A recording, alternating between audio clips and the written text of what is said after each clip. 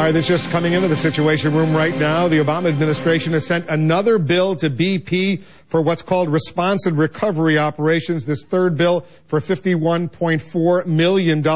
Two earlier bills totaling $70.89 million have been paid in full by BP. So far, BP has spent about $2 billion dealing with this Gulf disaster.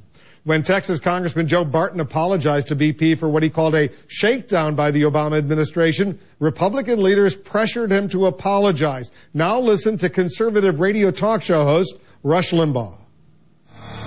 We don't have all the facts yet, but shakedown would appear to be the correct term if BP surrendered $20 billion to the White House under duress.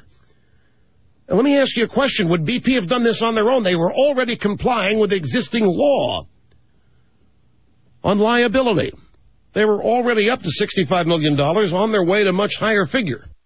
All right, let's bring in CNN's John King. He's the host of John King USA that comes up right at the top of the hour. Takes an interesting twist, this story right now. And when Rush Limbaugh is saying that, I assume Democrats, that's music to their ears. It's music to their ears as they try to make a political issue out of this, saying the Republicans want to defend BP and defend big oil against all those people who live in the Gulf Coast and have seen their livelihood threatened, if not destroyed. This is a fascinating one, Wolf. It's not the first time Rush Limbaugh, who would identify himself as a conservative, not a Republican, has taken issue with the Republican leadership. And what he is saying here is that because Joe Barton also apologized to Tony Hayward, the BP CEO, that they have decided to run for the hills and not say, hey, wait a minute, is this an appropriate use of the government when you're investigating BP to sit across the table to negotiate this fund? There are a number of conservatives who want to have that conversation. Should the administration have done this? Was it appropriate? And to ask about oversight of that money, what Rush Limbaugh is saying is that because Barton apologized to Hayward and because some Gulf Coast Republicans objected, that he says they looked at the polling data and they ran for the hills.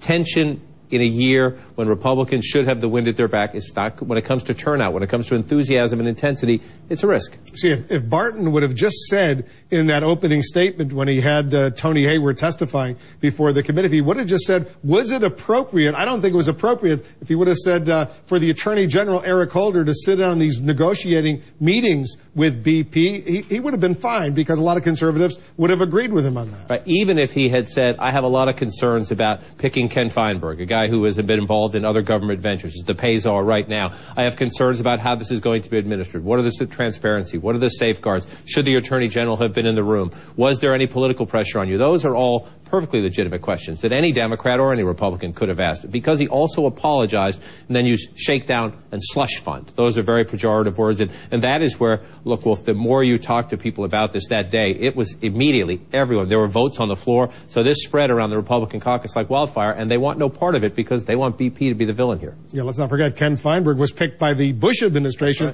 to administer the funds for the 9/11 compensation as well. So he's got a little bipartisan support there. Yeah, and you saw the first thing he did was go down to the Gulf and meet with Haley Barbour, a Republican governor who himself had raised some questions about having the government involved in this. And Governor Barbour says he wants to see how it plays out. But so far, he's asked his questions and he's gotten his answers. And John will have a lot more coming up at the top of the hour. We'll be watching, John. Thank you. American troops are supposed to start withdrawing from Afghanistan next summer, but will they? Conflicting information coming in.